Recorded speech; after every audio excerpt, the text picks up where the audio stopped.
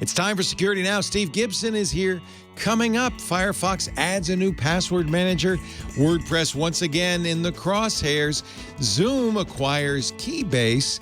And a look at ThunderSpy, a new Thunderbolt vulnerability that everyone's subject to. It's all coming up next on Security Now. Security Now comes to you from TWiT's LastPass Studios.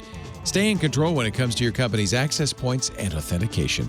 LastPass makes enterprise-level security simple for your remote workforce. Check out lastpass.com/twit to learn more. Podcasts you love. From people you trust. This is TWiT. This is Security Now with Steve Gibson, episode 766, recorded Tuesday, May 12th, 2020. ThunderSpy. This episode of Security Now is brought to you by Manscaped, who's the best in men's below-the-belt grooming. Yes, they are. Manscaped offers precision engineering tools for your family jewels. Get 20% off plus free shipping at manscaped.com. Code SecurityNow. And by ITProTV. Dive into learning a new IT career. Get the most up-to-date training with ITProTV. Visit itpro.tv/securitynow for an additional 30% off all consumer subscriptions for the lifetime of your active subscription. Use the code SN30 at checkout. It's time for Security Now, the show where we protect you and your loved ones, your privacy, your security. We even teach you a little bit about technology as we talk. That's because of this guy here, the best teacher ever. He's like the teacher you had in 10th grade you'll never forget. Taught you everything you ever want to know about electronics. Mr. Steve Gibson. Hi, Steve. Yeah, his name was Harold Farron. He was my high school electronics teacher. And you don't ever forget him, do you? No, quite an impression. Yeah. Everybody hated him, except I liked him. He was ruthless and rigorous, and perfect. But if you played by the rules, it was all good. It's like Mr. DeVore, my chemistry teacher. I loved him. Got an A in chemistry because of him. You're right. You never forget those guys. Yeah. So hello, Steve. We're going to talk about ThunderSpy, which is the name given to the result of an analysis by a security researcher into the dilemma that we currently have, which is that PC designers seem incapable of not routing the system's internal bus to the outside, which is just a bad idea. But that's what we have. Anyway, lots to talk about. We're going to examine Firefox's recent move to its release 76 and slightly beyond, a wonderful new feature coming to Edge, the security responsibility that attends the use of WordPress, vBulletin, and other complex and sophisticated web applications, and with examples from this past week. We look at the plans for this summer's much-anticipated Black Hat and DefCon conferences, a newly revealed critical bug affecting all of the past 6 years of Samsung's smartphones, and the need to patch if you think you might be a target of opportunity. And unfortunately, I know you're already mourning this, Leo, Zoom's latest security boosting acquisition. Yeah, bad for me, but probably very good for Zoom, I'm guessing. Yes, it was brilliant because from a PR standpoint, you couldn't get a better, right now they need headlines more than they need, actual technology. So they bought themselves some headlines. I'll then provide an update on my SpinRite work, which includes, as a result of what I've learned since I've been back to it, a bit of a rearrangement in sequence to provide an additional short-term deliverable. And then we're going to look at this new ThunderSpy vulnerability suite that has the tech press all huffing and puffing. So I think another great podcast. Oh, and Leo, we've got a picture of the week for the ages. I just saw it. I'm laughing. I am laughing and laughing and laughing. Good. Before we do that, though, hey, look what just came. My very special case, my box from Manscaped. I don't know. This is the special manscaping kit. That my goodness! Just go right into it, don't you? Look, Steve. Now that you have a girlfriend, there's some stuff we should talk about. Okay, I'm just saying. It's very important that one groom, especially now when we're in this quarantine situation, and there's a little bit of a temptation. Well, look at my hair, for instance. I can't get a haircut. Can you use that on your head, Leo? I haven't tried yet, but I'm thinking. I'm thinking. Yeah. This is the Manscaped lawnmower, which is actually a really nice clipper. They do a very, very nice job. 7,000 RPM motor. And I don't know if you're familiar with clippers, but the faster the clipper goes, the smoother it is, the easier it is to use. And honestly, when you're using a clipper down there, it's really important that it be smooth, that it work well. These are ceramic blades. They're really sharp. And one of the things I love about Manscaped is you can subscribe and get new blades every 3 months. So no pulling, no risk to the most important part of your body. The last thing you want is a manscaping accident. Manscaped actually spent 18 months perfecting this greatest, I don't know exactly what to call it. It's a trimmer for your twig and berries. Does that make sense? They just released the new improved Lawnmower 3. I'm telling you, if you don't believe me, gentlemen, ask your friend, your special friend, what do you think? And I bet you, he or she will say, yes, dear, you should definitely Manscaped. This Manscaped kit is really nice. It comes with a lovely DOP kit, little shaving bag. It comes with a variety of poultices and soothing and cooling liquids like this. This is the Preserver. This is the Reviver. Let you use your imagination on what they might be for. Let's just put it. You should use them whenever you need a freshening spritz. Okay.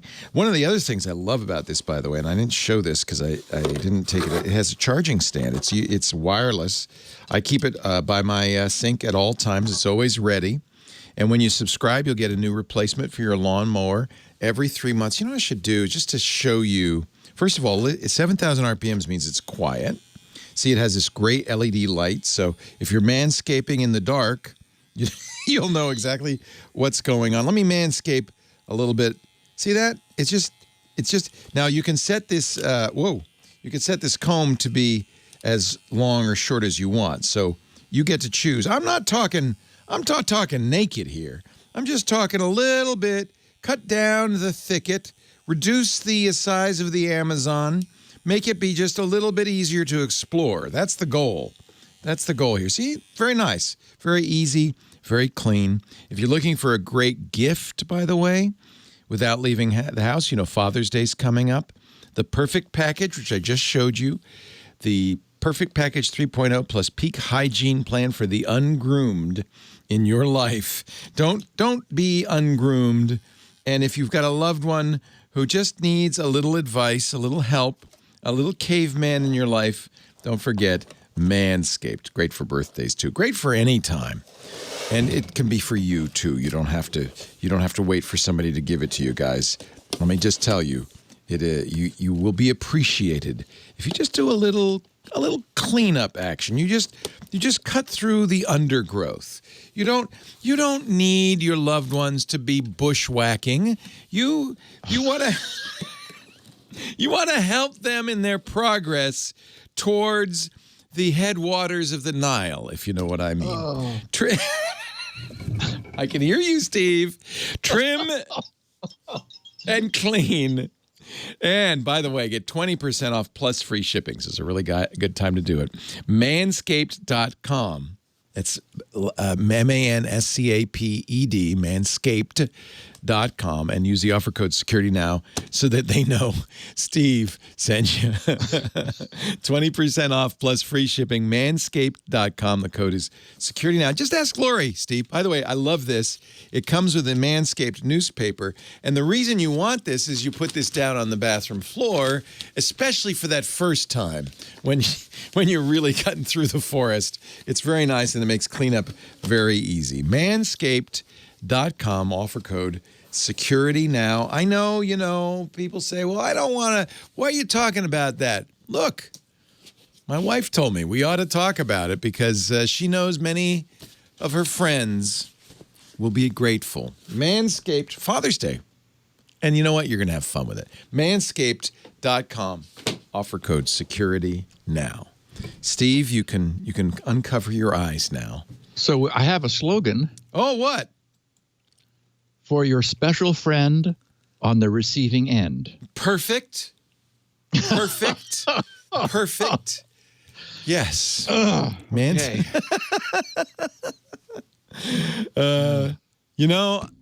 Honestly, sometimes people say, oh, Leo, why would you do those? I think it's a great product, and I'm actually very happy to talk to people about it, and it doesn't embarrass me. So I'm perfectly content with it.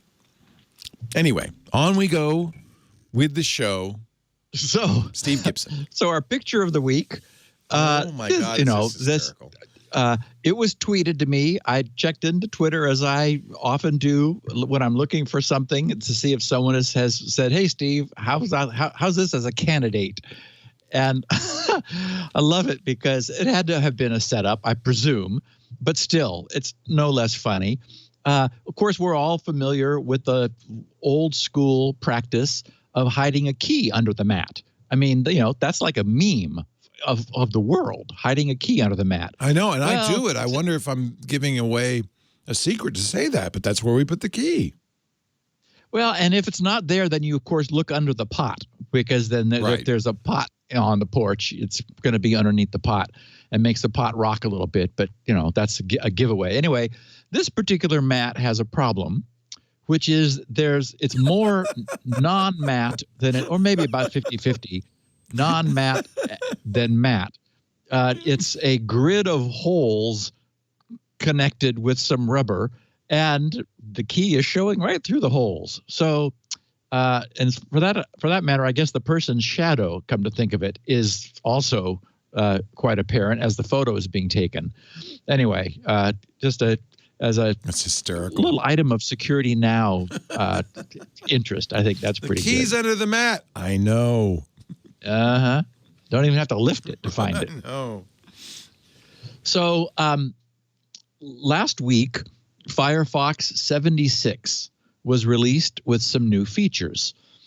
This was on last Tuesday while we were doing the podcast, and this is for the desktop OSs, Windows, Mac, and Linux.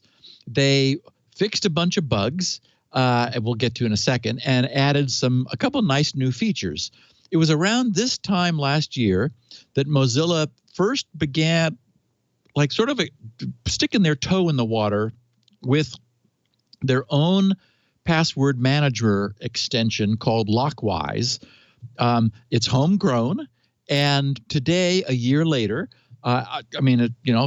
we've mentioned it a couple times in passing. We all know I don't use it, but there is one from Mozilla. Of course, it's probably Firefox. I'm sure it's Firefox only because it's implemented as a Firefox extension. So you don't get the multi-platform, multi-browser benefit of a solution which is cross-browser. But if you were a Firefox-only person, maybe it works for you. So presumably it's acquired a following, and it has been continuing to get support and some future growth. So they've just added a couple nice features, clearly tying it into probably, I didn't see this explicitly, but I would imagine is tied into Troy Hunt's Have I Been Pwned database, which, as we know, he's made an API available for this kind of purpose. You will now, if you are a Firefox Lockwise user, you get a notification of a website breach on the internet that may be affecting you. A notice is presented saying that passwords were leaked or stolen from this website since you last updated your login details. Change your password to protect your account. So, a handy feature. And then in a little bit of a variation on that, they have a different approach, a different notice that you can get saying this password has been used on another account that was likely in a data breach. Again, the password sharing problem. And they say reusing credentials puts all your accounts at risk. Change this password. So anyway, some nice feature additions. No biggie, but worthwhile.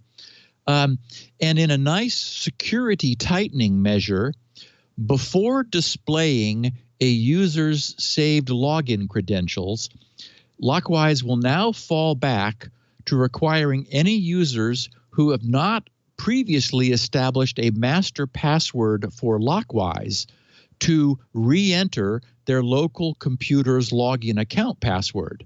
So that seems like a good thing. This will prevent anyone who might obtain access to your logged in computer session from snooping into your stored username and passwords. I have freaked out several users of Chrome by showing them, and they're all, this is really a secure browser. I show them how easy it is to have Chrome unmask all of the passwords they have asked their Chrome browser to save for them. Virtually no one appreciates that the entire list of saved usernames and passwords is displayable after a few clicks. And that's true in Chrome, too. That's why we've always said don't use a browser to keep your passwords. Yeah. Yes, exactly. We also previously touched on a planned feature in Firefox, which dropped in this version. We said that they would be adding a video pop-out feature, which allows you to lift a page's playing video away from the page into a separate floating window. And that feature went live last week with Firefox 76. Bleeping Computer noted in their coverage of this that the feature didn't yet appear to be working reliably. I think rather than just talking about it, they actually tried to use it. And like some pages would only allow one to pop out, then nothing else could be popped out, or like it only happened once per browser session. I mean, it was like, not ready yet. So I imagine that it'll be getting it'll be becoming more solid in the future with additional iterations. I mentioned some security vulnerabilities. They fixed 11 CVE numbered vulnerabilities, 3 of which were rated critical. There was a use after free during worker shutdown. And as we all know, any allowance of the use of freed memory is never good. So Mozilla notes that this results in a, quote, potentially exploitable crash. They don't know that it could be. It's not in the wild, so it's not a 0-day, but good to have that fixed. There's also a sandbox escape with improperly guarded access tokens. And of course, since a sandbox escape means that a web page's rogue content, if there were any, might be able to escape its confinement and interfere either with other pages or with the host operating system. That's not good either, so that's gone. And then there's a sort of a catch-all. They just said memory safety bugs, plural, fixed in Firefox 76 and their extended service release 68.8. And, so they're not specifying what they were, but we know that there were 8 different subtle memory bugs that were found and smashed. So good for that. On the other hand, shortly after it first appeared, Mozilla encountered, or I should say their users encountered, a pair of newly introduced bugs that Mozilla could not ignore. One caused the Amazon Assistant browser extension to no longer function correctly, and the other fixed an obscure browser crash in Windows 7 32-bit systems with NVIDIA graphics. Go figure. Anyway, they paused 76's ongoing rollout as soon as those things appeared, because they thought, okay, well, we can't keep doing this.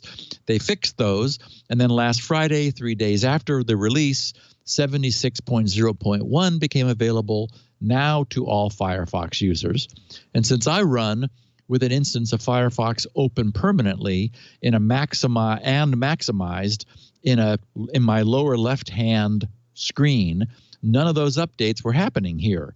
So when I read about this in preparation for the podcast, I went over to About Firefox and was immediately asked for permission to restart Firefox, which I did, of course, and now I have 76.0.1.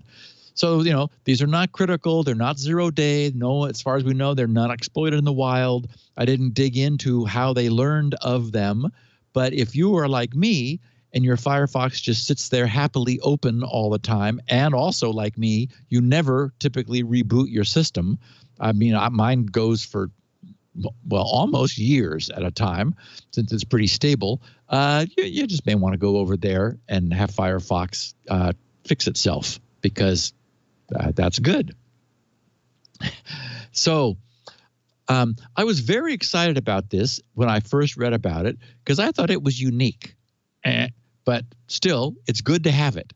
Edge is adding a feature to silence those annoying notification requests. When I'm in research mode, as I have been recently, when I'm doing fact-finding on the net for ideas about how to the best ways to accomplish some programming tasks that I haven't yet encountered before, I tend to roam around, maybe straying more than I usually do from my very boring beaten path. So the other day I encountered a site that I love this. I just shook my head.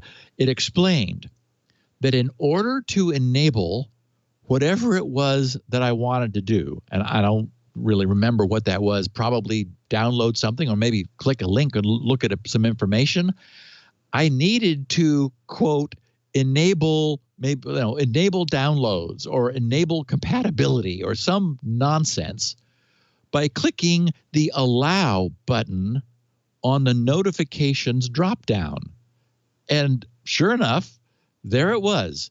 That dropdown that we're seeing now with increasing regularity, hanging down below the URL, asking for me to either allow or block any and all of that website's future push notifications. We've talked about this annoyance before. It is unfortunately new, relatively new, and extremely abuse prone. It allows websites to which you have given permission to, from then on, interact with your operating system, linking into your OS's native notification system to bother you anytime the site wishes to. Now, just tell me that is not subject to abuse. Some ideas, this and like now, always needing to get our permission to use cookies, are just very bad. This whole background website notification system is another bad idea. So blessedly, Edge is getting a feature, and what I wrote here in the show notes is that I sure hope the two browsers I actually use, Firefox and Chrome, will immediately adopt. Under Site Permissions / Notifications on Edge is Quiet Notification Requests. And it describes itself as, this will prevent notification requests from interrupting you. And with quiet notification requests enabled, this whole annoying permission dropdown is replaced in Edge by a small and easy to ignore bell icon, which appears at the far right-hand side of the URL address bar. And if for some reason you should want to see the notification, for example, if you're being held ransom over accepting notifications before the site will do what you want, you can click the bell to manage notifications, or that's one of the options, or allow them for the site.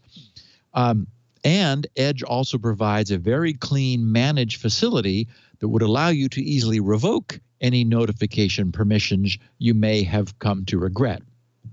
The moral of this story is that sometimes you need to go looking for what you want.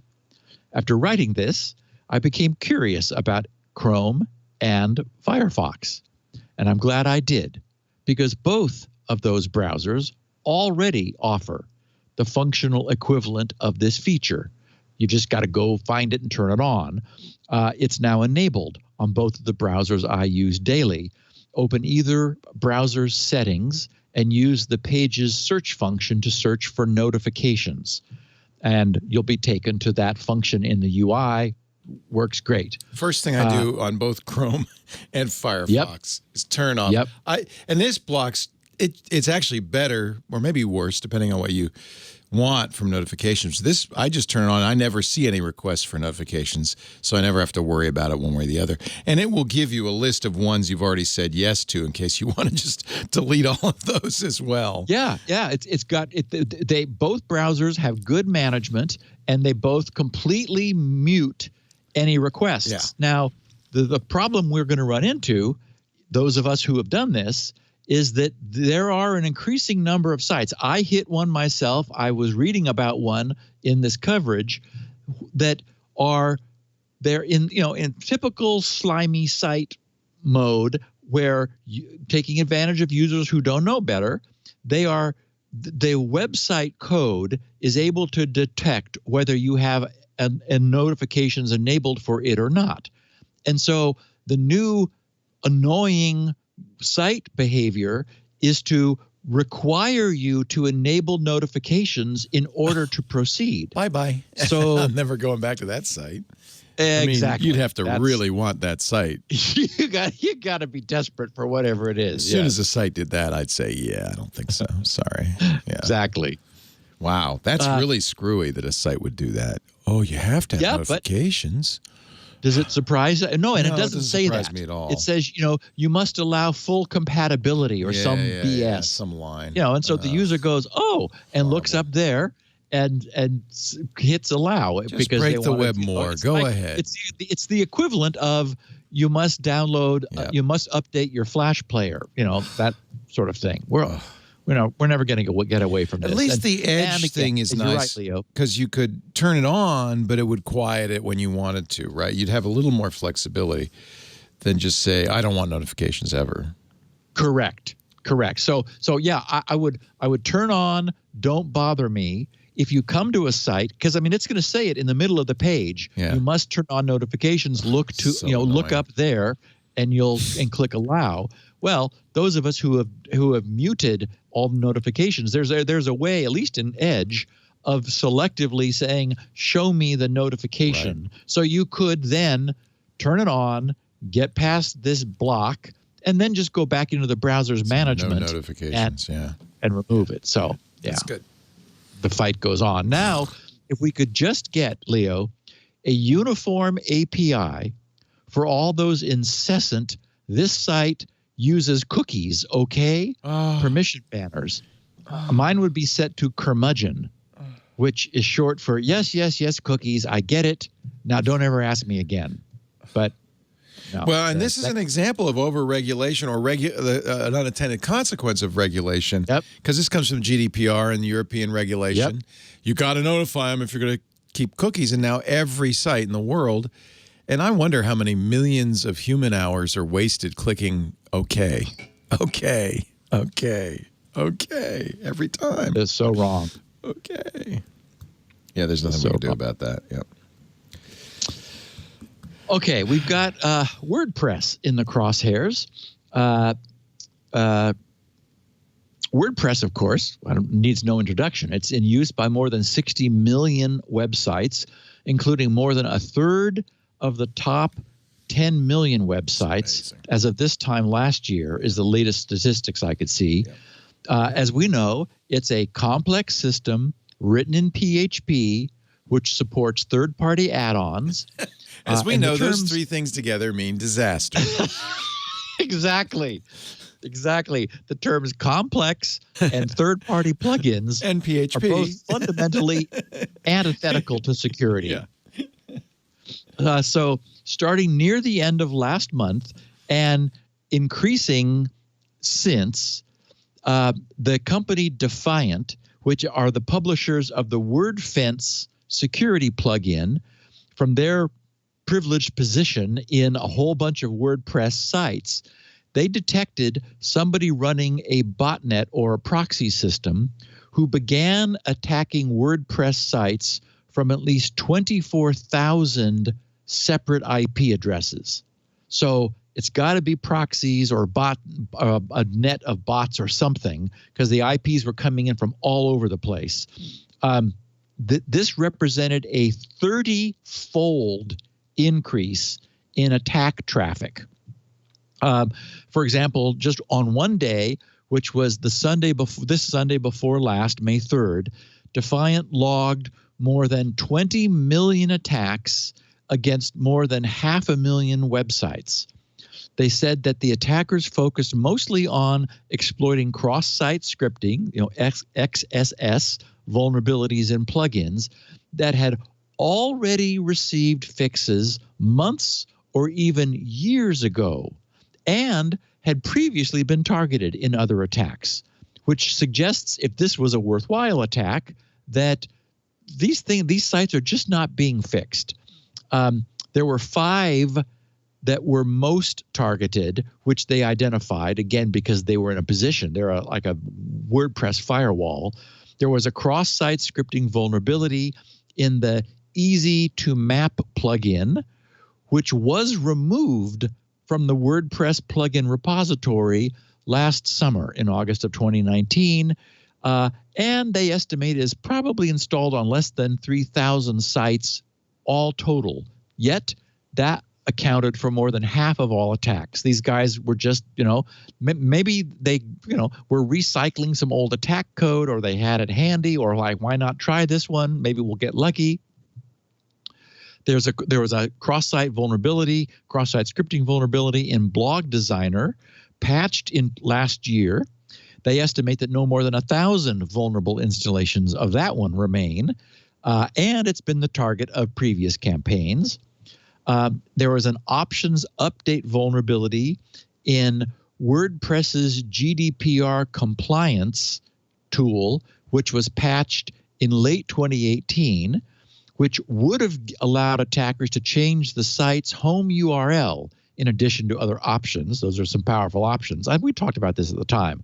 And although this plugin, because it's WordPress's, has more than 100,000 installations, it was fixed 2 years ago, and they estimate now that today no more than 5,000 sites remain vulnerable to it. But still, I guess it's low-hanging fruit, just not a lot of it. There's also an options update vulnerability in something called total donations, which would allow attackers to change the site's home URL. Again, an options update vulnerability. This was removed permanently from the Envato marketplace that sells lots of add-on PHP apps early last year. They estimate that less than 1,000 total installations remain, but still, if you've got it and you didn't update it, you could be a victim of it. And finally, there's a cross-site scripting vulnerability in the WordPress newspaper theme, which was patched 4 years ago in 2016. And it's also been targeted before and now. So, of course, the takeaway here is obvious to all of us. Admins of WordPress sites must be responsible about updating their plugins and removing those that are no longer present in the WordPress repository. There's a reason they were yanked from that repository. And if this hasn't gotten the attention of all WordPress admins yet, there's also a critical WordPress plugin in two plugins present on over 1 million sites. WordFence's threat intelligence team also reported last week that they detected a new campaign attempting to abuse 2 other bugs in WordPress in ongoing attacks. The attacks are attempting to exploit security vulnerabilities in two things, Elementor Pro and something called Ultimate Add-ons for Elementor. The flaws potentially allow remote code execution of arbitrary code and a full compromise of unpatched targets. On the 6th of May, which was last Wednesday, they wrote, our threat intelligence team received reports of active exploitation of vulnerabilities in two related plugins, Elementor Pro and Ultimate Add-ons for Elementor. We've reviewed the log files of compromised sites to confirm this activity. Remember, 1 million sites are using this thing. As this is an active attack, we wanted to alert you so that you can take steps to protect your site. We're intentionally limiting the amount of information this post provides because this is an ongoing attack, and the most critical vulnerability has not yet been patched. There are two plugins. Oh, and they notified the Elementor people, didn't get a reply. There are two plugins affected by this attack campaign. They said the first is Elementor Pro, which is made by Elementor. This plugin has a 0-day vulnerability, which is exploitable if users have open registration. So this is apparently involved in the registration loop of a site. And if your site allows people to register and you're using Elementor Pro, whatever that does, that's not good. Then they updated this the next day on May 7th to say that Elementor has released version 2.9.4 of Elementor Pro. Our threat intelligence team has verified that this patches the vulnerability. We recommend updating to this version immediately. And of course, we'll talk in a second about why that's may not be enough. The second affected plugin, they write, is Ultimate Add-ons for Elementor, which is made by Brainstorm Force. A vulnerability in this plugin allows the previous vulnerability, the Elementor Pro vulnerability, to be exploited even if the site does not have user registration enabled. So if you were using Elementor Pro, weren't an open registration site, but you also had the Ultimate Add-ons for Elementor, the vulnerability in that one would allow you to bypass the closed registration on your site in order to get to the Elementor Pro vulnerability if you haven't yet patched it. They said, we estimate that Elementor Pro is installed on over 1 million sites and that Ultimate Add-ons has an install base of around 110,000. So these are big attack targets. So they said, to be clear, this does not impact the free Elementor plugin. Anyway, it goes on about the critical severity. It's a remote code execution, full site takeover, writing code, really ruining your month or more, and so on. At the time, prior to the update, they were recommending that because Elementor Pro had not been yet patched, that people who needed it back down to the free version that was not vulnerable, use that until it's patched, then go back up to the Pro, which you've presumably purchased. So anyway, if any of that rings a bell, make sure that you've got yourself patched, because the 60 million WordPress sites, that's 1 out of every 60 WordPress sites was using this thing that was found being exploited when it came to their attention. And of course, the takeaway from all of this is somewhat more encompassing.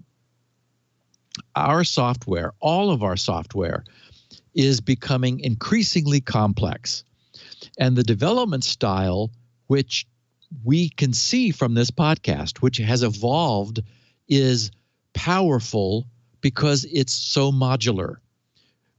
Third-party code libraries are obtained and integrated at the code level. Third-party plugins are obtained and integrated at the operational level. And in some cases, that resulting endpoint solution is further enhanced by an automation layer above that, which pushes its buttons.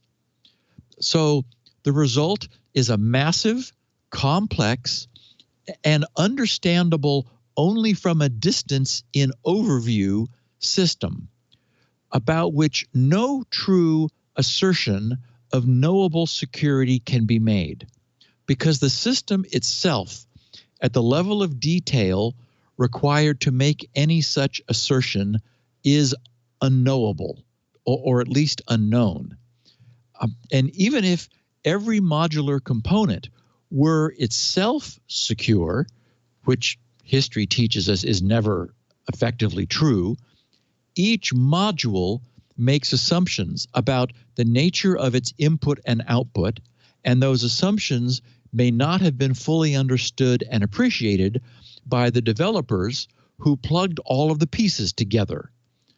As a result, the system will almost certainly be able to exhibit unexpected behavior when those assumptions are deliberately violated by attackers. So what we've created with this ad hoc assemblage of disparate components is inherently insecure. But it's the choice we've made in the name of expediency. And I mean, it's a huge gain. I mean, the power factor gain is not something I'm suggesting we can give up at this point, because it is so seductively expedient. We obtain almost magical results when big systems like this are glued together. But what we don't get is robust security. It's just not available from this approach. So we're left with doing the best we can. And that means monitoring and patching. And responsible patching requires knowing when there are patches. And knowing when there are patches requires maintaining a multitude of open lines of communication to the maintainers of every piece of this massive puzzle, and then responding rationally with due speed when any significant new problem arises. So maintenance is the price we pay for expediency. And what we see is that all too often that price is not paid. So anyway, there were just so many of these sorts of things we're seeing.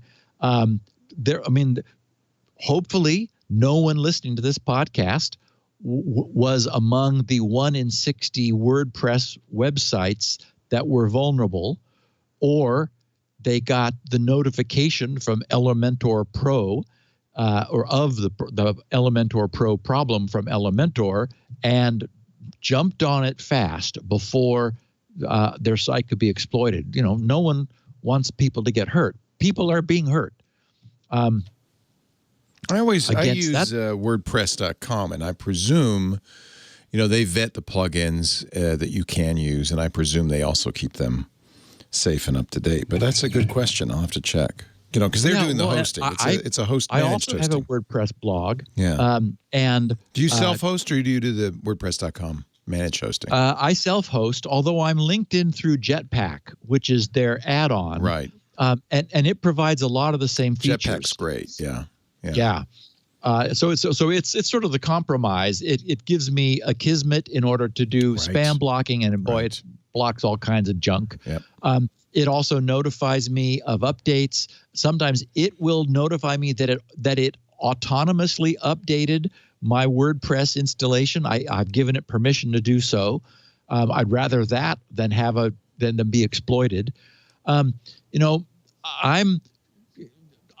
guess I'm of the opinion that the best solution is to be very sparse with the add-ons you use. Right. And this is like how we feel about apps on our phone, right? If you just, click, oh, look at this candy store of free stuff, and you just load your device down with stuff, everyone you add, the individual opportunity for a problem might be small, but you keep adding them, and that the effective opportunity increases. Right. So, I have some mailing agent, and I'm not, maybe only I have a very small number of additions, and I think actually most of them are from WordPress themselves to add a couple features. I have like a Twitter feed thing and that kind of stuff, but very little. And the less the better, especially with these. A lot of them are. I mean, that Elementor I think might be a little janky.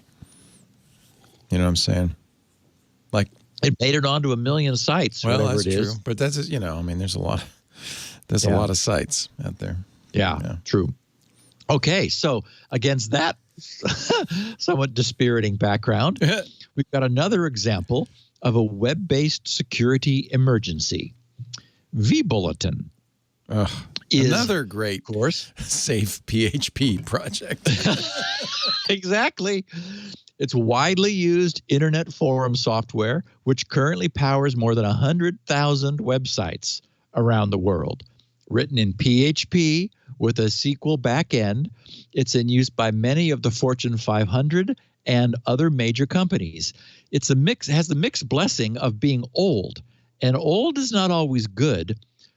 Several of that system's early developers had a falling out with management and left vBulletin to form Zenforo, which our listeners all know is what I chose.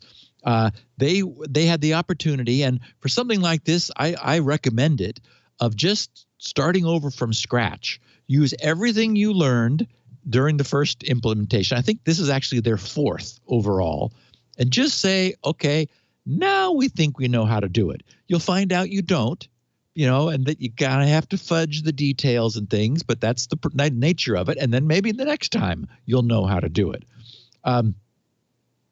vBulletin remains a very active going concern. And the maintainers of vBulletin just announced a critical patch in all caps without revealing any information, not that that helps a lot, or details about the underlying security vulnerability. It's only identified by its CVE tracking designator of 2020-12720. But the word on the street is that anyone running vBulletin must update immediately to the latest release of their major release track. Because vBulletin remains quite popular on the web, and because being written in PHP, it is effectively running its own source code. So it's one of the hackers' favorite targets. The maintainers are clearly hoping that withholding the details of the flaw could buy some time for their users to apply the patch before hackers can reverse engineer the fix and use that to exploit those sites which have not yet updated. However, as has occurred previously, researchers and hackers both have already started reverse engineering the patch to locate and understand the vulnerability. The National Vulnerability Database has analyzed the flaw and revealed that it is indeed critical in all caps and originating from an incorrect access control issue. vBulletin's bulletin said, if you are using a version of vBulletin 5 Connect prior to 5.5.2, it is imperative that you upgrade as soon as possible. Nothing's been said about whether vBulletin version 3 and version 4, as I noted, it's been around, I think it was 07, was it? No, 04, I think. So it's been around for quite a while.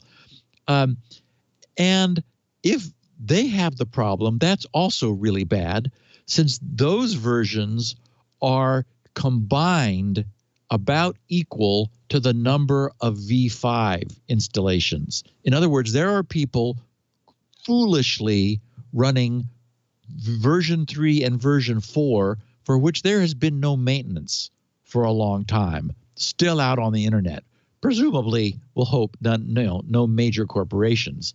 And of course, Leo, as I mentioned to our listeners at the time, that's why before I was willing to bring up a PHP-based bulletin board, I put a physical firewall between that separate machine and the rest of my network, and that firewall only allows a specifically designated bit of traffic out to the outside world and none to the rest of my network. Because, this stuff is, as I said, these systems are so cool in what you're able to glue together and do. But with that expediency, comes a price. So, this is an unfortunate thing that we see with this sort of software. Just as with Microsoft finally refusing to maintain Windows 7 despite its still massive installed base, the vendors of complex web forum software occasionally produce a major upgrade that requires effort on the part of all their sites to make the change. I've already done that once with the Zenforo forums that I maintain. I had to, take it all down, back it all up, do a major, update, have the database format converted and all that. I mean, it's easier just to say, but you just can't. Maintaining that kind of software comes with a responsibility. So it's truly a mess. And last September, we talked about this at the time, something very similar to this occurred with vBulletin when a remote code execution vulnerability was discovered and patched, and sites were urged to upgrade immediately. Many didn't, and many were successfully attacked because the attackers wasted zero time in pouncing. This is why users of these systems, admins, must be able to dedicate the time of someone who is just as committed to patching the systems as the attackers are to attacking it. It's just not something you can take for granted. Currently, there's no proof of concept code available and no indication that the new vulnerability is being exploited in the wild. But if history is any guide, we may be talking about that next week. The clock is ticking because Charles Fall, a security engineer at Ambionics, Ambionics, who was the confirmed discoverer of the vulnerability, who also responsibly reported it to the vBulletin team so they could create their updates, has stated that he plans to release more information during the upcoming French SSTIC security conference scheduled for the 3rd through the 5th of June, thus early next month, about 3 weeks from tomorrow. So anyone running vBulletin, you want to download and install the patch for your version. 5.6.1 needs to patch to level 1, 5.6.0, same, and 5.5.6. So this thing's been diverging a little bit. There's 3 different patches you need to apply depending on which one you're using. And notice, no hope for version 3 and version 4 people, even though I don't know that they're affected by this. Hopefully they're not. I mean, maybe they're just stable and they're happy with what they've got. And Leo, for the first time ever,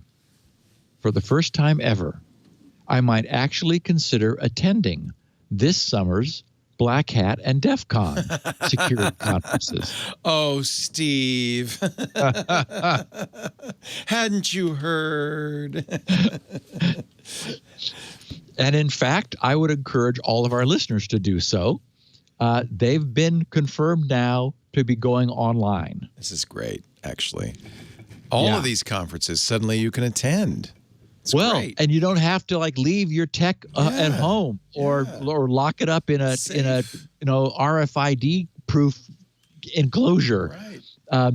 The 2 conferences, well, as we know, they are the industry's 2 biggest cybersecurity conferences annually. But of course, for the first time ever, they will not be held in Las Vegas. Thanks to the coronavirus, they'll be going virtual. The 2 conferences were initially scheduled to take place in Vegas, as always, sequentially back-to-back during the first 2 weeks of August. Black Hat would have been August 1st through 6th, and DEF CON 7th, 8th, and 9th. But of course, They're following in the footsteps of many other cybersecurity conferences and non-cybersecurity conferences, all conferences that have necessarily switched into the cyber world for the purpose of discussing cybersecurity. We don't have many details at the moment, but we do know that both conferences are planned to live stream the talks to their paying attendees. And, normally there are parallel tracks. And so like they've got multiple talks going on at the same time. I don't know how they'll handle that. Maybe they'll just do them that way. Or maybe they'll make them serial. They could certainly extend the hours. Anyway, we'll see what happens. Since no changes in dates have been announced, both conferences are expected to still take place during their previously announced dates, although all attendees can cancel their airline tickets. I'm sure that's already happened.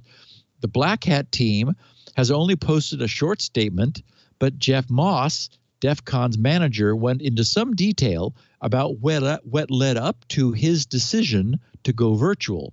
He wrote, "While I made the decision to cancel the in-person conference a month ago on April 11th, the delay in announcing was due to learning how to actually cancel since he'd never had to before." It's more complicated than you think because they pre-book the venue and all sorts of stuff, yes, right? Exactly. He said it has taken weeks of working with staff, lawyers, accountants, and Caesar's Palace. He says, "I didn't want to endanger the future of the conference by tweeting that we were canceling before we understood and were confident we could navigate the process." So going forward, Jeff has said that DEF CON will continue to be an in-person event. That is, this is not the straw that said, oh, why are we all meeting in person? And I really get that. I mean, a huge amount of the charm of Black Hat and DEF CON is being there physically. So next year, DEF CON 29 is still scheduled to be an in-person event August 5th through 8th of 2021, but not this year. This year, you get to tune in and do it from the comfort, and I may attend. Why not? I think this is a good time for our second break, and then we will continue. We're going to talk about Samsung's very critical bug. All righty. Our show today brought to you by our good friends at ITProTV. And I know probably at least half the people listening are already ITProTV subscribers. So do me a favor. Tell everybody else how great ITProTV is. A lot of people get into the IT business because they love technology. They listen to Steve. They think, I could probably do this as a living. And then there's others who listen because they're already IT pros trying to keep up. In both cases, ITProTV is a great place to go, whether it's to get that first job in IT or to keep your skills up to date so that you can get a better job in IT. There's a lot of uncertainty right now in the world. I don't have to tell you that. But ITProTV continues on to help teach you the skills to become an IT professional. That is one profession that is probably safe, completely recession-proof, as long as you got the skills to back it up. At itpro.tv/security now, you could sign up for the remote learning opportunities that they offer, and there are a variety of them. Whether you want to be a developer, a network administrator, a sysadmin, ITProTV has the most up-to-date content. They always keep it relevant. They have 5 live studios. They record Monday through Friday, 9 to 5. So there's always more content going up, and now 4,000 hours of on-demand IT training. And of course, that's one of the reasons you subscribe to ITProTV, because you want to be up to date on what's going on. By the way, if you're the head of a team looking to develop your team's skills or keep those skills up to date, ITProTV does have a corporate membership. Actually, they have several. There's corporate standard, corporate premium, and corporate enterprise that'll fit your business needs, the number of heads and so forth. And they have all the tools in the corporate accounts to monitor people, whether they're taking the classes, whether, so that you can keep up on how they're doing. They are the official video training partner of CompTIA. Those are the certs. We were talking about this with Kevin Rose back in the 90s when he wanted to, get into this business. he went out and got an A+ certificate, and that is the certificate for fixing and maintaining computers. That is really kind of one of the base certificates. That's a CompTIA certificate. They now have Network Plus and Security Plus as well. And because they're the official partners to CompTIA, ITProTV has 12 CompTIA on-demand courses to help you get those very important certs. Incidentally, we were talking about canceling Black Hat and DefCon. If you're in that position, I know a lot of conferences are going, what do we do now? ITProTV is the other end. Yeah, you still got to tell the hotel and the caterer and all that, but at the other end, ITProTV can help facilitate your virtual conference because they've got all the tools, including those great studios in Gainesville. They'll take your conference online for you with general sessions, breakout sessions. They could do it with speakers live in their studios, live in your studio, remote, whatever it is that works. And because they've already got this whole system for training, for testing, for all of that, it makes it very easy for you, and feedback too, very easy for you to move your conference online with ITProTV. So I could see there's a lot here, right? Get your conference online with ITProTV. Get the skills you need to get a job in IT. Get the training you need to keep your job and get a better job in IT. It's all there at ITProTV, plus, of course, those enterprise and corporate trainings as well. Get the skills you need. Set your team up for success. Go to itpro.tv/security now. By the way, if you're getting a consumer subscription, we got a really good deal for you. 30% off as long as you stay active. So that could be forever. If you go to itpro.tv/security now and use the code SN30. Offer code SN30 for an additional 30% off for the lifetime of your active subscription. That's a great deal. ITProTV. We love these guys. We've been friends for years. I'm very happy to be able to recommend them, and I know so many of you already know how great ITProTV is. Tell the rest of us. Let everybody know. It's a great, great service. ITProTV. Build or expand your IT career and enjoy the journey. itpro.tv/security now. Use the code SN30. Back to you, Steve. So, Samsung has patched a critical bug affecting the past 6 years of smartphones. Since 2014, the Android OS flavor running on Samsung devices has included a handler for the custom QMage, which was a new one for me, QMAGE, the QMage image format that has the extension .qmg. A researcher with Google's Project Zero discovered a way to exploit how Skia, S-K-I-A, which is Android's graphics library, handles these QMage images sent to a device.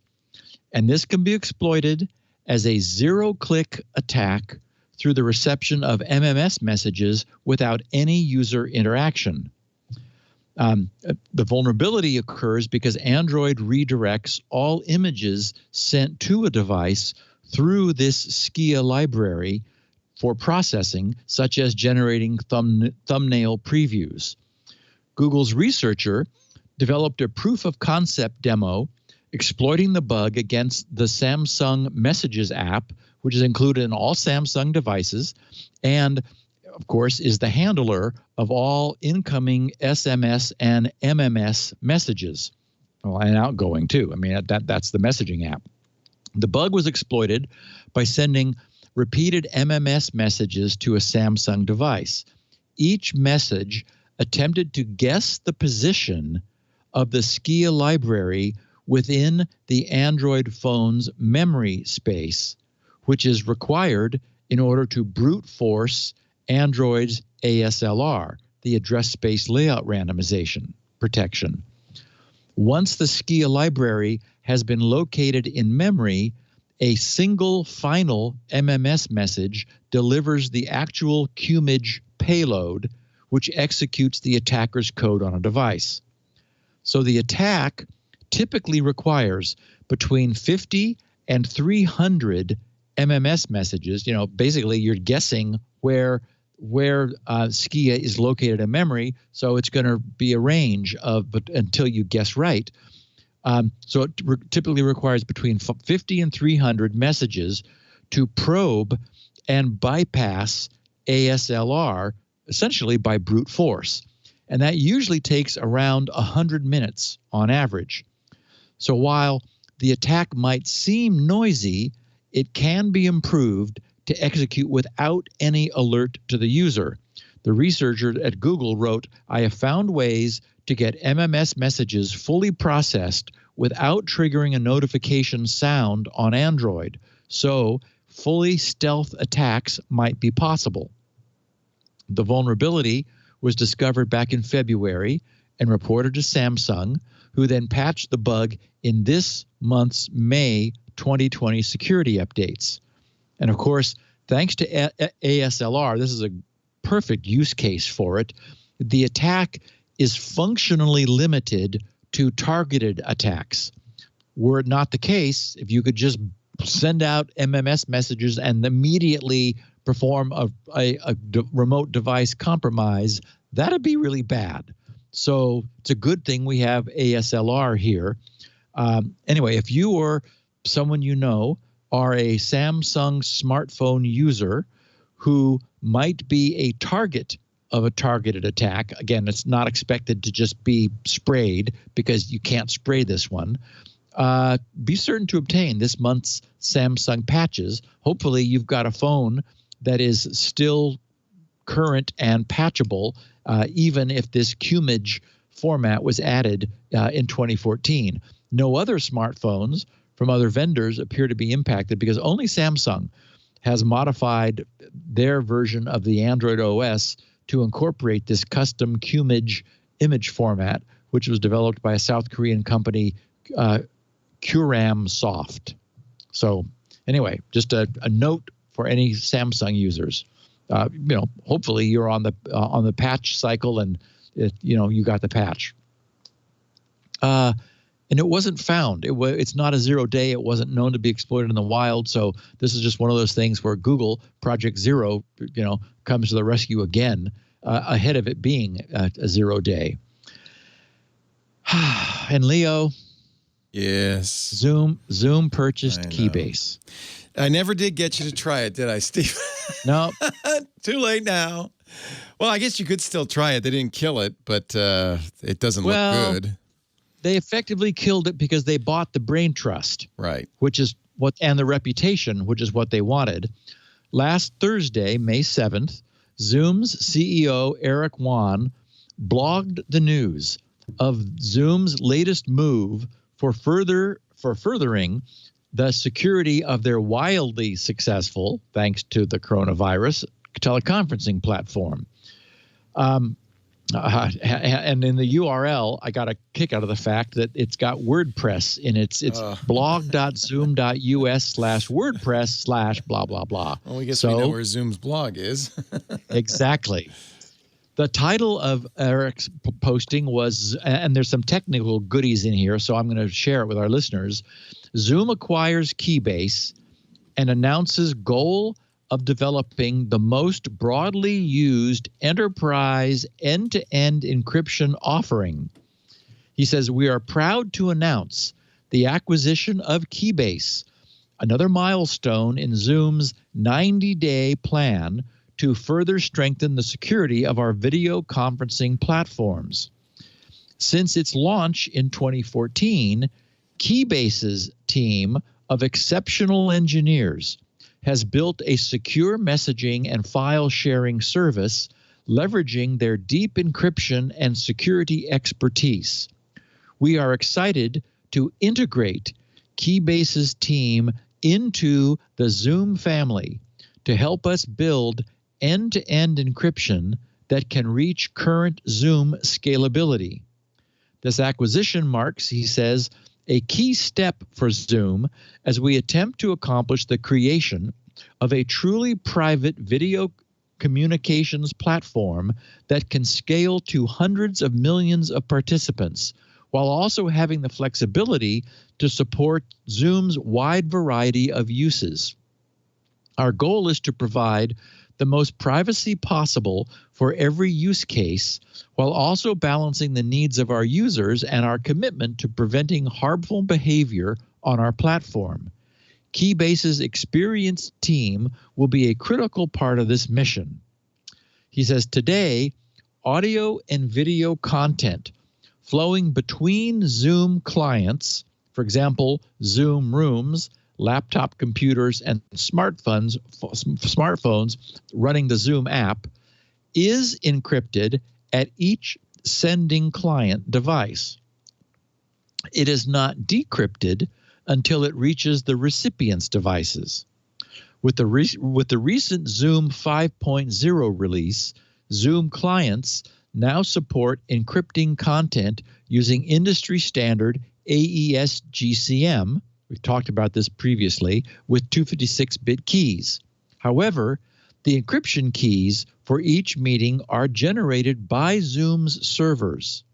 Additionally, some features that are widely used by Zoom clients, such as support for attendees to call into a phone bridge or use in-room meeting systems offered by other companies, will always require Zoom to keep some encryption keys in the cloud.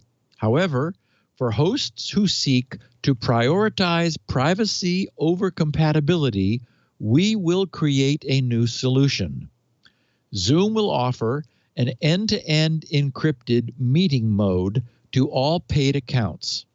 So that'll be a value add for payment for being a paid account. Logged-in users will generate public cryptographic identities that are stored in a repository on Zoom's network and can be used to establish trust relationships between meeting attendees. And of course, all of our podcast listeners who have followed along about public key crypto know how that'll work. That's essentially meaning that Zoom will be a database manager for all logged in users' public keys, and that will allow them to synthesize a key that only certain people can get, and vice versa. So that he continues, basically establishing trust relationships between meeting attendees. He says, an ephemeral per meeting symmetric key will be generated by the meeting host. This key will be distributed between clients and enveloped with the asymmetric key pairs and rotated when there are significant changes to the list of attendees. The cryptographic secrets will be under the control of the host, and the host's client software will decide what devices are allowed to receive meeting keys and thereby join the meeting. We're also investigating mechanisms that would allow enterprise users to provide additional levels of authentication. These end-to-end encrypted meetings will not support phone bridges, cloud recording, or non-Zoom conference room systems. Zoom Rooms and Zoom Phone participants will be able to attend if explicitly allowed by the host. Encryption keys will be tightly controlled by the host, who will admit attendees. We believe this will provide equivalent or better security than existing consumer end-to-end encrypted messaging platforms, but with the video quality and scale that has made Zoom the choice of over 300 million daily meeting participants, including those at some of the world's largest enterprises. And he goes on, blah, blah, blah, but basically that's the gist of it. So they're essentially using Keybase's reputation and certainly their technology. I'm sure that that advisory panel said to Eric, just go buy the practical implementation crypto knowledge that you need because you're in a hurry. So just go buy it. And that's what Zoom did.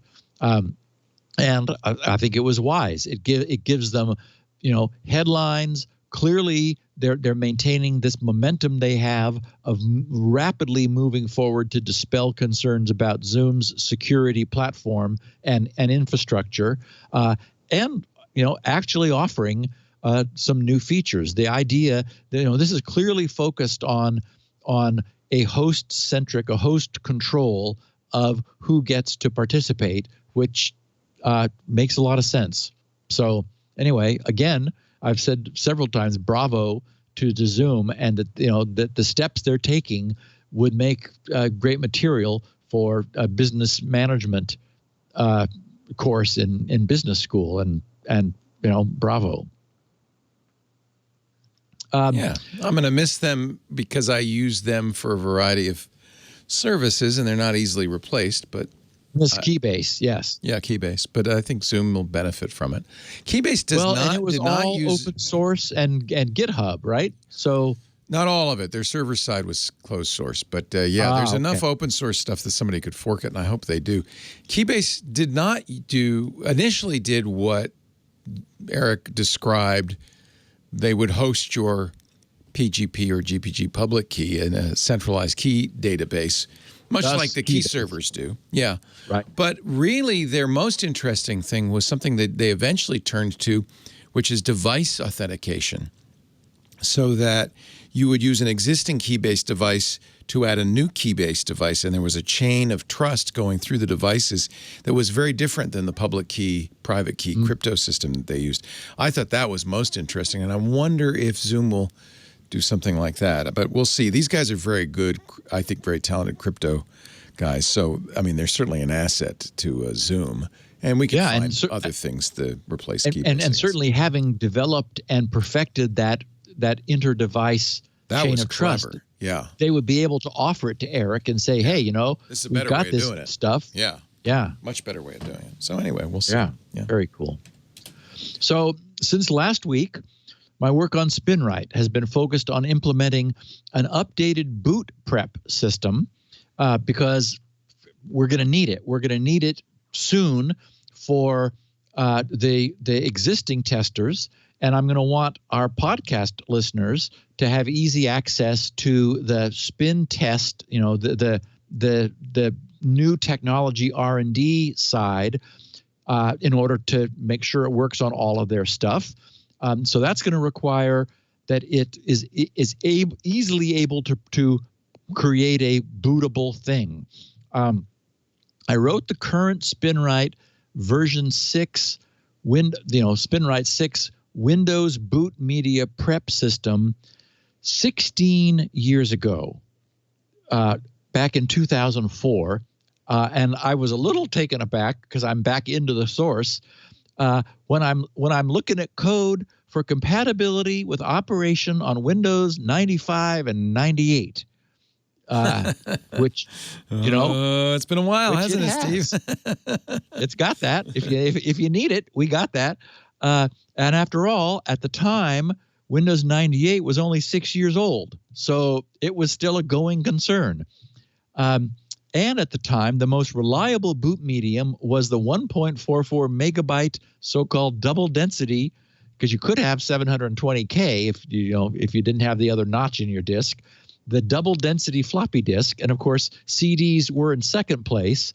Back then, not all systems could even boot from USB. That was an emergent property of BIOSes. But as all SpinRite users now know, then, I supported all of those modes of creating bootable media. The largest USB thumb drive capacity numbered in the hundreds of megabytes, not gigabytes, megabytes. So, I remember having a 512 megabyte thumb drive. It's like, I'm never going to fill that up. That was, again, 2004. So the old school cylinder head and sector, so-called CHS boot sector, which was able to handle drives of up to 8 gig, nobody had a thumb drive of that size, seemed entirely adequate at the time. Of course, if history is our teacher, we know the rest. It certainly is the case no longer. And what's more, if SpinRite is to have a future, and I'm committed to that future, it will need to be able to boot on either older BIOS-based hardware or UEFI systems without either a classic BIOS or DOS compatibility. So I'm in the process of building a new boot media prep system that'll give me control over all aspects of the drives it prepares. For now, that just means that any USB thumb drive it's asked to prepare, regardless of size, will be easily made bootable on any BIOS and DOS system. And in the future, we'll be ready to add UEFI and operation without any DOS OS at all. And speaking of UEFI, one of the things that has been brought to my attention during this return to work as I'm headed toward a new release of SpinRite is the growing importance of UEFI. Intel no longer supports the traditional BIOS at all. And Apple has dropped the so-called CSM, that's the Compatibility Support Module, from their more recent offerings. So this all suggests that the BIOS's days are numbered, and that number may not be very big. As everyone knows, my plan has been to produce a series of 6.x releases to bring SpinRite up to the latest hardware standards. The idea was for that to buy me time to start over from scratch on a complete reconceptualization of SpinRite as a drive and a file system and a file-aware, fully multitasking data maintenance and recovery tool. So, for example, it can run you can SpinRite everything at once, for example, which is completely doable. But SpinRite's current user interface has no possibility of that. And I'm really looking forward to doing that. But with the BIOS disappearing, like more quickly than I wish it were, I'm worried that SpinRite's near future users and even recent Mac purchasers may again be left without a way to run SpinRite. So what I'm thinking about is that perhaps SpinRite 7 should happen immediately after SpinRite 6, after the SpinRite 6 series, to address this disappearing BIOS and DOS problem by adding native UEFI booting and the ability to run on the machine without any underlying OS. DOS, free DOS, any DOS is not compatible with UEFI and never apparently will be. The free DOS people have explicitly stated we couldn't care less. We have no intention of supporting UEFI. Well, okay. The good news is I don't use DOS for much of anything. Memory allocation, but that's one of the reasons I just wrote my own memory allocator from scratch for this next round of work. I'm not using DOSes. I use it to print to the screen because, well, actually some of the time I do a lot of that myself in that whole multitasking user interface. So it won't be very difficult to say, okay, I don't need DOS at all. Mostly it just loads the code, and then I tell it to get out of the way. And I'm obviously going to need that technology, that is UEFI and no dependent upon a non-existent in the future operating system, for everything that follows anyway. So doing that first is not a diversion. It just moves things around in sequence to keep a SpinRite that I can create now rather than sometime in the future. And of course, we all know I'm not typically very quick with these things. Look at Squirrel. Yeah, I got it done, but it took longer than I expected. And that gets us a SpinRite that ought to be able to span the time until SpinRite V8 is ready. And of course, yeah, I love the name SpinRite V8. That's sort of appropriate. So anyway, those are my plans at the moment. So I'll keep thinking about it, and I'll firm them up as we go. In the meantime, I'm well at work on SpinRite 6 and hope to have something for our listeners to play with. What year will V8 come out? So I'm the one mistake I always make is I overpromise, and then I get stuck behind the, dare I say, the 8-ball. Yeah. Are you going to skip 7? No, the idea will be I will do 7 immediately in order to give SpinRite UEFI support, right? And which means the ability to run without DOS, right? Because SpinRite users are going to need that, right? even if it's only able to run on one drive at a time. But boy, Leo, is it fast. Oh, my Lord. I saw it run on a drive that is the current testing version, 258 megabytes per second. Wow. Which says, a gig every 4 seconds. Mm-hmm. So, it suddenly becomes practical again to use SpinRite to maintain drive. Yeah, so these drives have gotten so big. Yeah. Very excited about it. Yeah. Don't feel the pressure to get to 8 too quickly. You got time. Well, I'm loving development. I'm having such a ball being back working on SpinRite again. And yeah, I want to enjoy the process and just be working on SpinRite 8. That's what I'll be doing. And I'm thinking that I'm going to take a different development approach, which is rather than holding everything back until I have anything, just, releasing what I have as I go, because it'll be fun to play with and probably be incrementally useful. So nice. Anyway. When's the VR version coming out? No, just teasing. Just kidding. Just so you can look around and see your drives in the sky, yes, and pull a file out of the air. Oh, I was looking for this document. Thank you for recovering it for me. Someday we won't even have files anymore. Here's my lost dissertation. Yes, ThunderSpy. Okay, so first, here's the mixed blessing summary written by Bjorn Rutenberg. Sorry, best I can do, from the Eindhoven University of Technology, describing what his research has uncovered. He wrote, ThunderSpy targets devices with a Thunderbolt port. And as we know, that's a USB Type-C port, which is Thunderbolt enabled typically.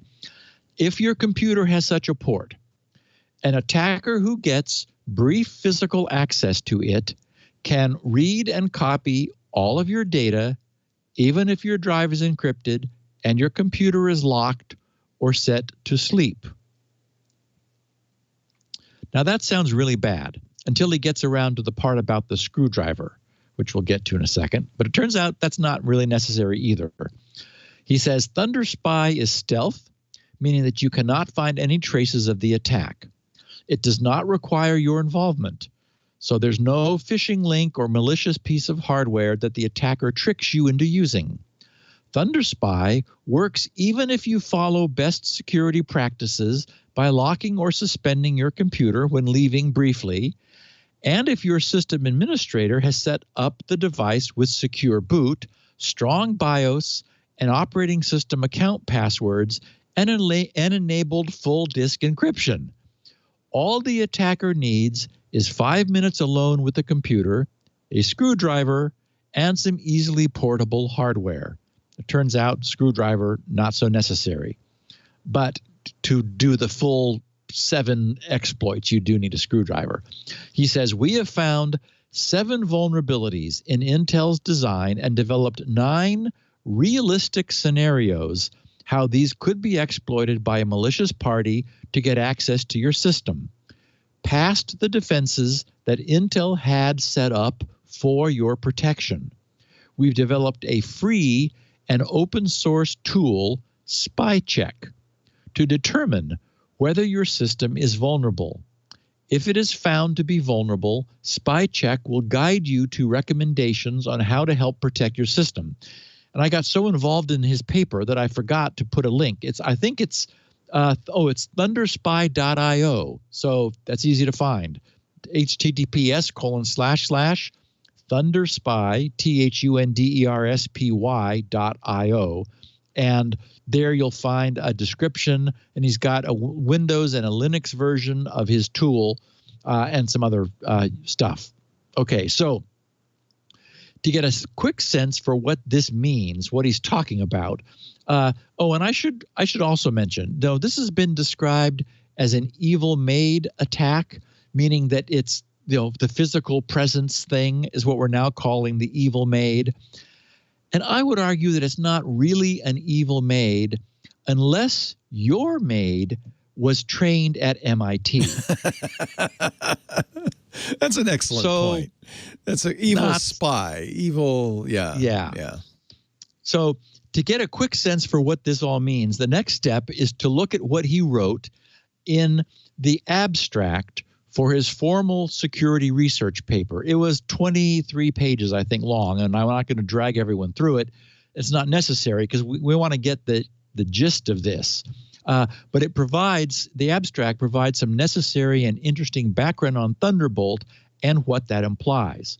So he explains, Thunderbolt is a proprietary I/O protocol promoted by Intel and included in a number of laptops, desktops, and other systems. As an external, and there's the key, as an external interconnect, it allows exposing the system's internal PCI Express, PCIe, domain to external devices. This is where we insert, what could possibly go wrong? He says this enables high bandwidth, low latency use cases, such as external graphics cards. Being PCIe based, Thunderbolt devices possess direct memory access enabled I/O, allowing complete access to the state of a PC and the ability to read and write all of system memory. In recent years, the former characteristic, the ability to read and write all of system memory, has promoted research into attacks collectively known as evil maid, which require an attacker-controlled device and only seconds of physical access to the computer. Industry response has been twofold. First, hardware and OS vendors incorporated support for DMA remapping using I/O memory management units, IOMMUs, which imposes memory protections on DMA. However, following various implementation issues, OS vendors classified DMA remapping as an optional countermeasure requiring driver support. Second, revised Thunderbolt controllers introduced a software-based access control measure enabling users to authorize trusted devices only. And I heard you mentioning on MacBreak Weekly, Leo, the notion of a whitelist. Unfortunately, we'll see that doesn't actually provide much protection, in fact. He says, as a result, unidentified devices should be barred from system access without prior user interaction. Sounds great. Although we're not supposed to call it a whitelist anymore, I realize, I forgot what it's going to be. An allow list. An allow list. An allow list. Okay. Shocking. In the context, he's saying, of Thunderbolt, studies have primarily focused on employing DMA and IOMMU attacks on the PCIe level. We therefore investigate the feasibility of breaking Thunderbolt protocol security by analyzing the protocol and its software and hardware stack, as well as associated PCIe-based technology. In our study, we have found and experimentally confirmed multiple vulnerabilities that break all primary Thunderbolt 3 security claims. Based on our ongoing research, in this report, we disclose the following vulnerabilities, 7 of them. Inadequate firmware verification schemes, weak device authentication scheme, use of unauthenticated device metadata, backwards compatibility with legacy protocol versions, use of unauthenticated controller configurations, SPI flash interface deficiencies, and no Thunderbolt security on boot camp. Finally, he says, we present 9 practical exploitation scenarios.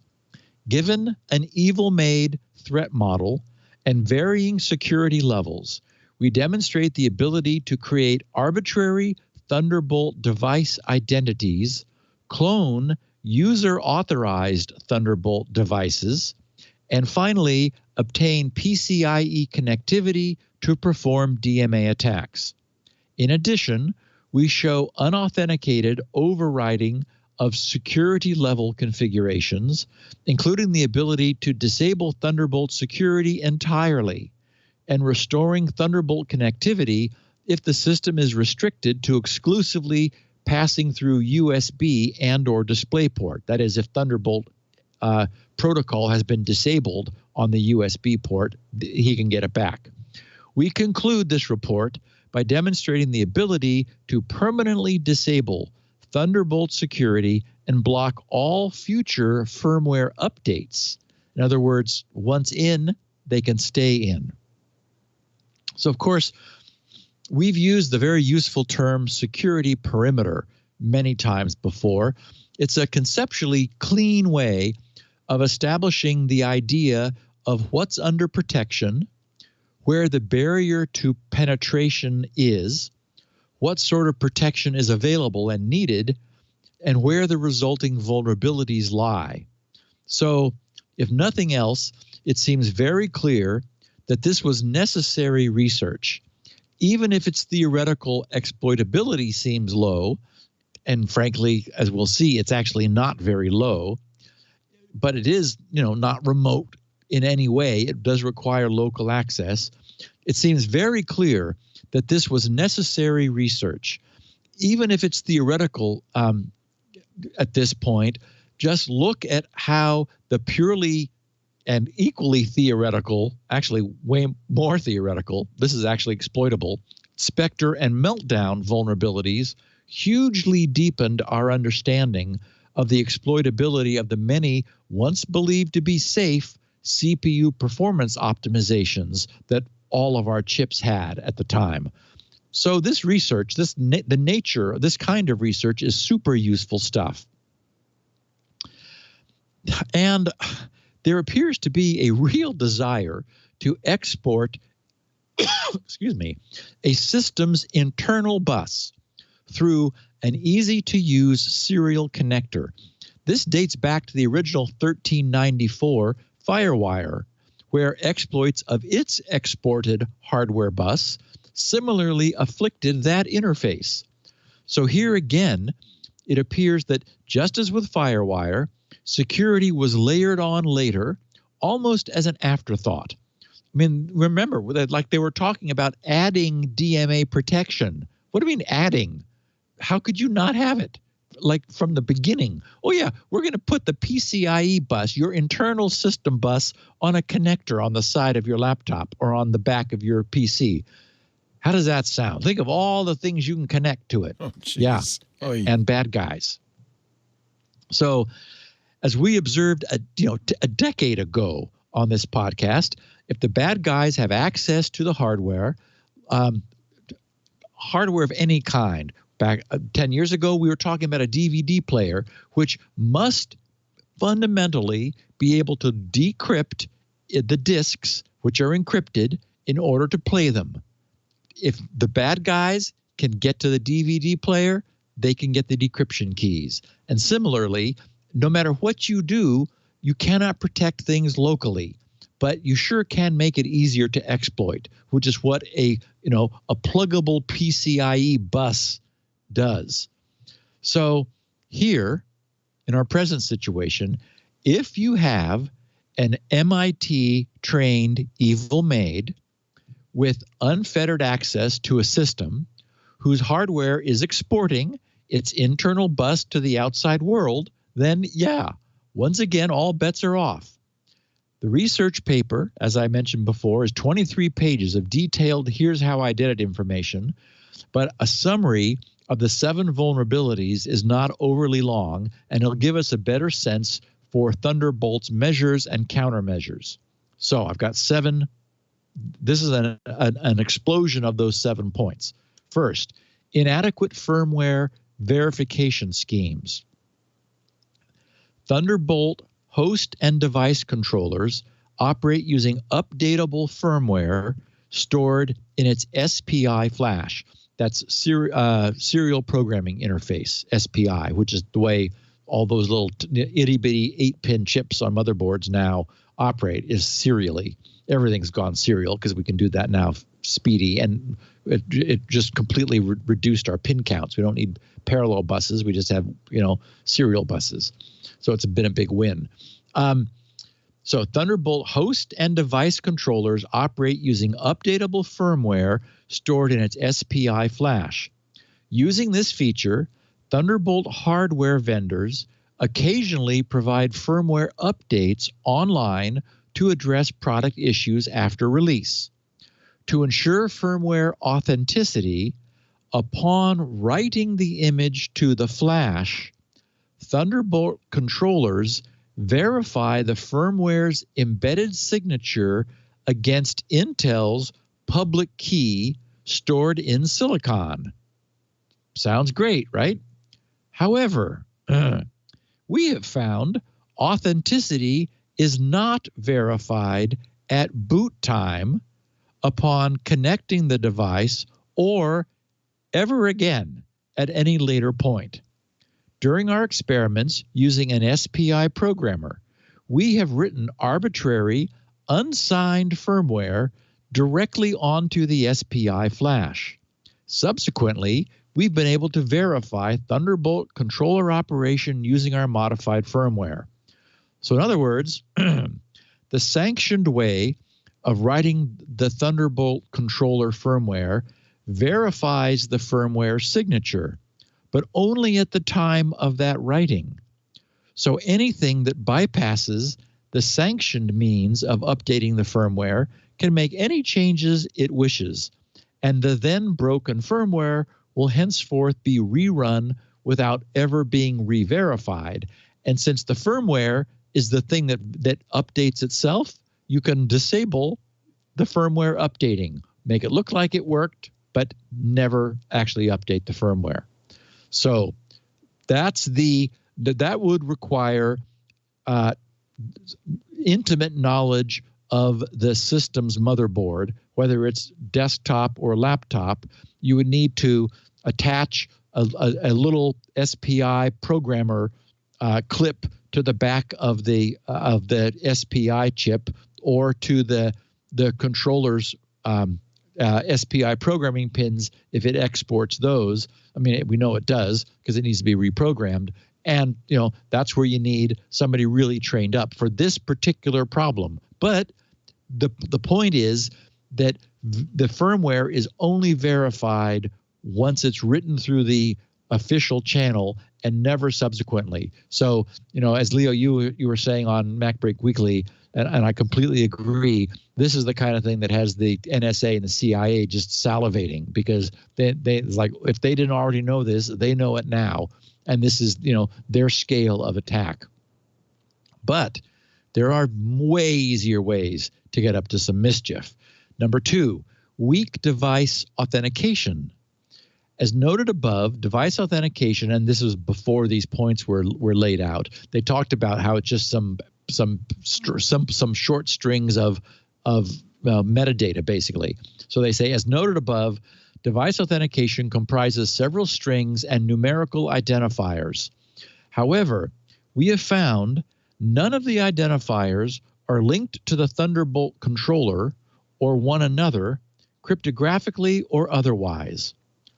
In other words, this means that impersonation of any previously authenticated device is trivial. You briefly connect an identity capture device to anything that was previously permitted to connect, like a display or a graphics card or whatever Thunderbolt thing that's been whitelisted. You read and capture the device's stated identity and simply impersonate that device to obtain full and unfettered access yourself. So, and there's, again, no authentication beyond just an unencrypted, unauthenticated string. Number 3, which is sort of a repetition of 2, use of unauthenticated device metadata. He says Thunderbolt controllers store device metadata in a firmware section referred to as device ROM, DROM.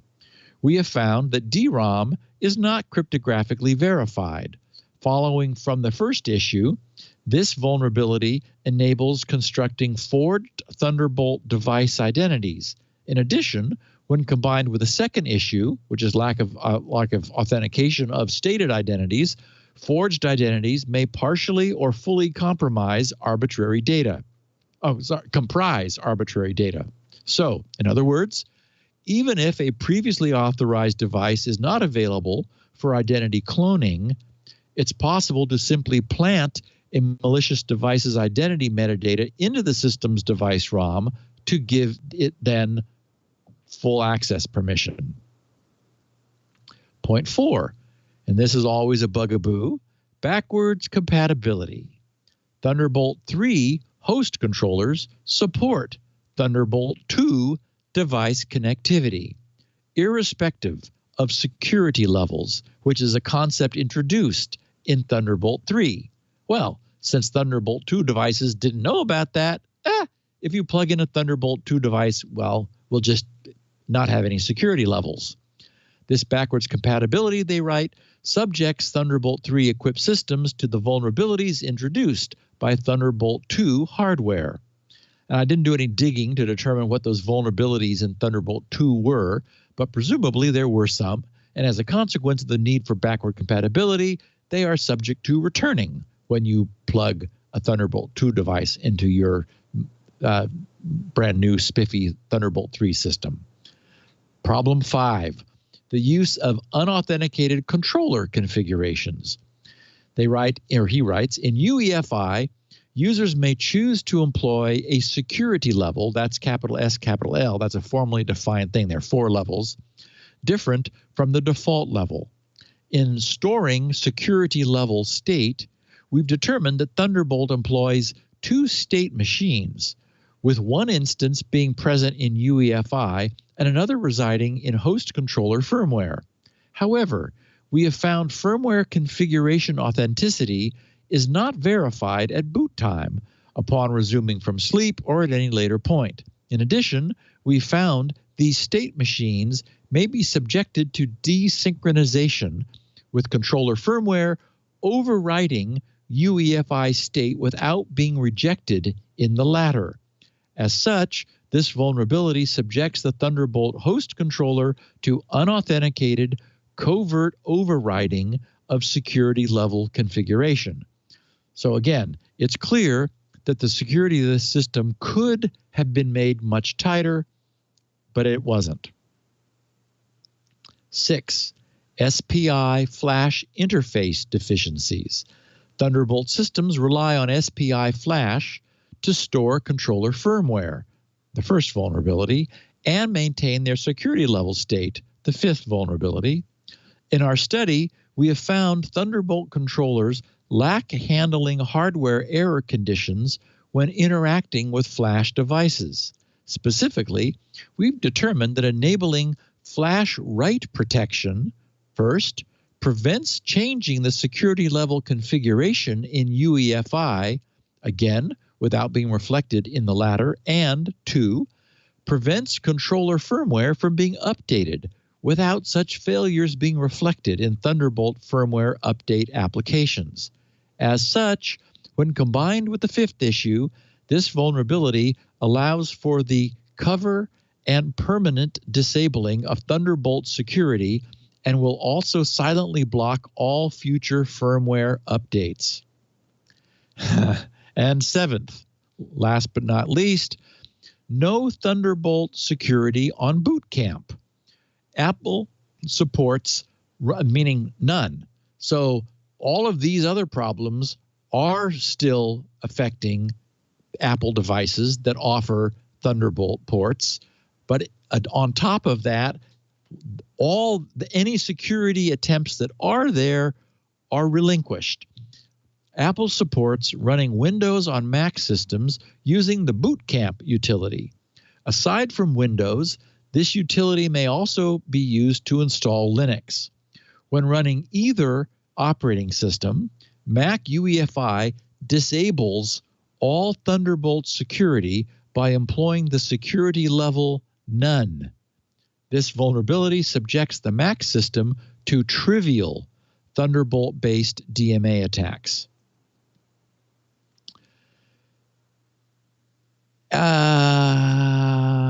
When running either operating system. So that also assumes that you could use Boot Camp to get to there, and that would set Thunderbolt security to none, and then make it subject to attack. So you probably don't actually even need to boot those OSs. Again, I didn't dig into this deeply. Yeah.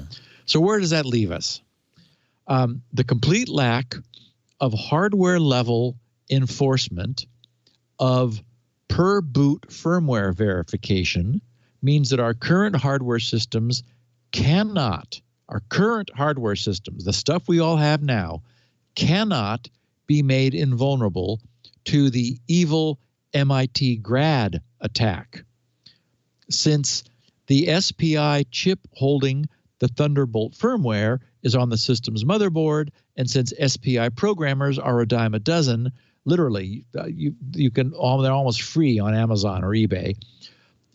If someone with sufficient knowledge were to gain access to a machine, they could override any protections. So again, this is a heyday for any situation where it's possible to open up a device, have sufficient knowledge and planning ahead of time, knowing the make and model and so forth. You could figure out ahead of time where the SPI chip is and be ready to just clip it on, quickly reprogram it, unclip it, close the machine back up, and you now have future external access to the internal state of that machine through its Thunderbolt port.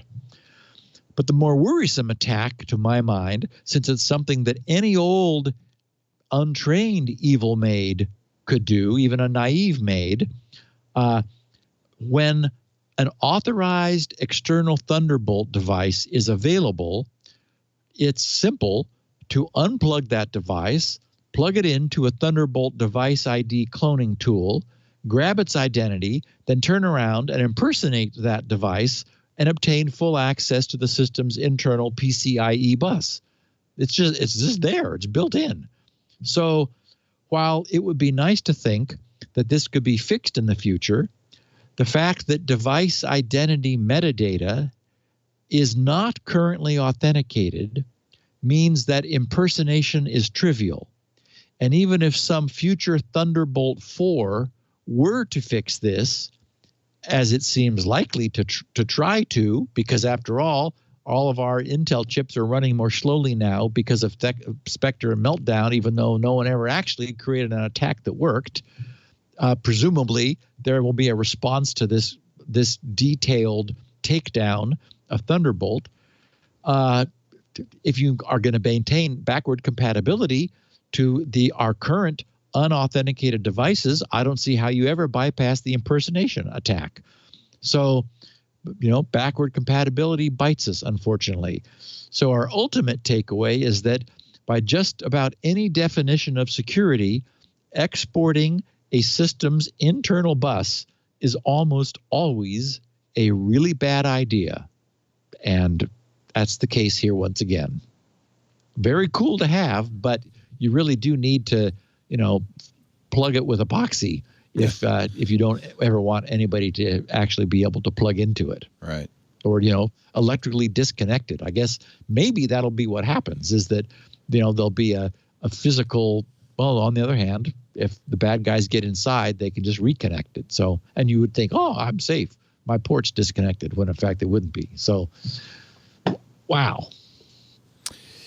Well, there you have it, ladies and gentlemen. Do not export your PCI bus.